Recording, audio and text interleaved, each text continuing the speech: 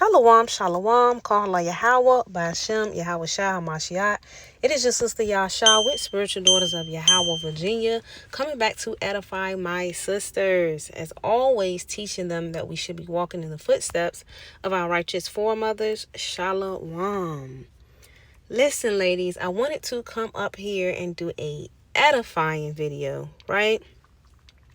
An edifying video, and the title of this lesson is There Will Be a Showdown Between the Prophets of YAHAWAH and the Prophets of Baal. There will be a showdown. Let's get this in the mighty book of 1 Kings, chapter 18 and verse number 24. And it reads, "And call ye on the name of your gods, and I will call on the name of the Lord, and the God that answereth by fire, let him be Yahweh." And all the people answered and said, "It is well spoken." Right? Elijah said, "Call on the name of your gods, and I will call on the name of my God," right? The Lord, my God, and the God that answered by fire, let him be God. And we know that God gave all other nations, right? He gave them their own God. He gave them idols. Let's get this in the book of Songs 96 and verse number 5. And it reads, "For all the gods of the nations are idols. All the gods of the nations are idols, but the Lord made the heaven." So he created 18 nations, and he gave all of these other nations, he gave them their God. And what he did was give them the elements, right, of the heavens. He gave them their God to worship. And we as Israelites, the so-called blacks, Hispanic, and Native Indians, we ought to be calling on the name of Yahweh by Hashem, Yahweh Shai. He is our God, right? Let's get this in Deuteronomy chapter 4 and verse number 19. And it reads, "Unless thou lift up thine eyes into heaven, and when thou seest the sun and the moon and the stars," this is what he gave them, the elements, right? Even all the host of heaven, he gave them the host of heaven to worship, should be driven to worship them and serve them. So this is what the other nations did. They worship the star, the sun, and the moon. They serve the star, the sun, and the moon, right? Which the Lord, thy power, have divided into all nations under the whole heaven. This is what he gave them, right? And so we know this has been happening all throughout the Bible, right? The Babylonians, the Assyrians, they worship the stars, right? Astral worship.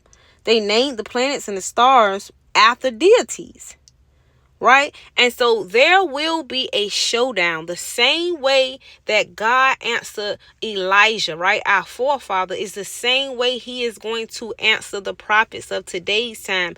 And this time it's going to be by ICBM missile, because we see what's beginning to happen on the earth. The Lord is beginning to visit the earth, right? All of these things that are happening in the earth, right? We see the earthquakes. Let's get this really quick in 2nd Ezra. We see everything that's going on in the earth, right? This is the book of 2nd Ezra, chapter 9, and starting at verse number 1. And it read, "He answered me then and said, Measure thou the time diligently in itself.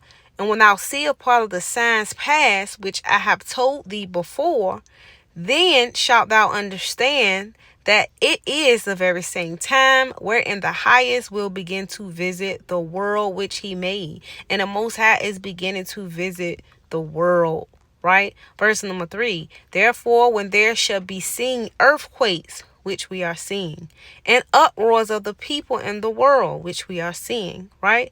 "Then shalt thou well understand that the Most High spake of those things from the days that were before thee," right? This is prophecy that is happening, that is unfolding, even from the beginning, right? It is beginning to manifest in the earth, right? And so this is the time where we should be prophesying, right? This is the time where the prophets should be prophesying, right? And lining the things up that are happening on the earth with the scripture, with the prophecy, right? That has been told to us since the beginning. Why? Because there will be a showdown, right? The Lord is visiting the earth, and this time, right, he's going to do the same thing he did for our forefather Elijah. He's going to answer by fire with ICBM missiles. And so what we're doing now, we're starting to see these things happening. I think in Texas, they made a titanium statue, right, of a Greek god in Texas. Right? They're conjuring up demons and deities on the left-hand side. Right? They're doing all of these things. What more are we as the men and women of God that we should be doing on the right-hand side? We should be doing the same thing that our forefather did, and that was calling on the God that answered by fire, our God, Yahawah Ba'ashem Yahawashi Mashiach. And I made this video because to the women, right, we have a job to do. The sisters, the daughters of Zion, we have a job to do here in the earth, right? If we're supposed to be walking in the footsteps of our righteous foremothers, what did Esther do? Esther was brave. She said, if I die, I die. But she stood up, right, for Israel. What did Judith do? Call for a fast. We should be doing the same thing for our brothers in the truth, especially the brothers that are out there amongst the hedges and highways laboring, prophesying the downfall of this wicked kingdom. Calling on Yahawah Ba'ashem Yahawashi the same way Elijah did. Why? Because there will be a showdown, right? There's nothing new under the sun. Let's get that. There's nothing new under the sun. And the same way that he answered our forefather Elijah is the same way he's going to answer the prophets of today's time. Right? This is the book of Ecclesiastes, chapter 1 and verse number 9. And it reads, the thing that hath been, it is that which shall be, and that which is done is that which shall be done. And there is nothing new under the sun. It's the 360. Right? He's visiting the earth. We see that by the prophecies and the things that's beginning to manifest here on the earth now. And he's going to do it again. Thy kingdom come, right? Matthew 6 and 10. Thou will be done on the earth. He's coming with vengeance in his heart. And the same way he answered Elijah. Right? Again, we're seeing on the left-hand side what they're doing. In Massachusetts, they built a statue. They're becoming bold and bolder. Right? Which is the Most High, right? Because prophecy must be fulfilled. He's stirring up the pot. But they just built a statue of Baal in Massachusetts. Right? Conjuring up, summoning up their demons. We ought to be walking in the footsteps of our righteous foremothers and forefathers, doing the same thing Elijah did, and that was calling on the God that answered by fire. They're doing what they're supposed to be doing. We just read how in Deuteronomy 4:19, right, he gave them, right, he gave them idol worship. He gave them the star, the sun, and the moon. That's where our people, right, that are lost, that are not in the truth, that are in religion and need to come out of religion, that's where they get Sunday worship from, worshiping the sun god. These things been happening. Again, it's like a revolving door. The Assyrians, right? The Babylonians, right? They worship the stars, astral worship. They named the planets and the stars after deities. There's nothing new under the sun. Look at the Islamic, right? Islam. What is their sign? The star and the moon, the elements of the heaven, right? And this is what he gave them, right, to worship, idols. There will be a showdown, and we have to be in a position, right, where we're fasting, where we're praying, constantly seeking the What did Mary do? Mary went to the tomb searching for Yahawashi. The same way we ought to be doing, sisters. We ought to be searching for him, fasting, praying, serving. Right? The same thing we ought to be doing is what our righteous foremothers and our righteous forefathers did.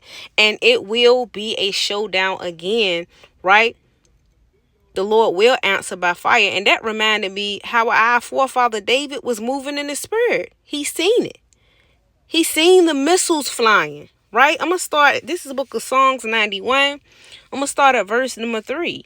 And it reads, surely he shall deliver thee from the snare of the fowler and from the noisome pestilence. He shall cover thee with his feathers, and under his wings shalt thou trust. His truth shall be thy shield and buckler.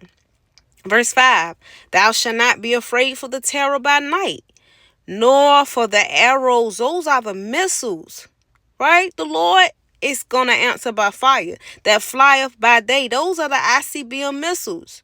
Nor for the pestilence that walketh in darkness, nor of the destruction that wasteth at noonday.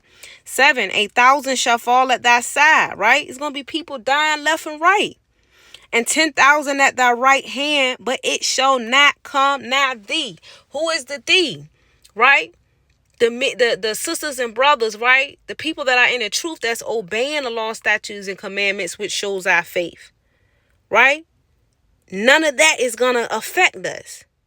Only with our eyes shall thou behold and see the reward of the wicked, these other nations, right? We're going to see their reward. They're going to get their reward when the Lord answer by fire. There will be a showdown, right, between the prophets of Yahawah and the prophets of Baal. In the same way he answered Elijah, he's going to answer prophets of today's time, right? He's going to answer again by fire, by ICBM missile. Listen, we got to stay diligent. We got to stay prayed up. We got to stay fast up, measuring the times according to second Esdras, right? Prophesying the downfall of this wicked kingdom, right? Because our salvation is nearer than what we first believed. Again, it's your sister Yahshua with Spiritual Daughters of Yahawah, Virginia. Lord willing, you will edify. Shalom.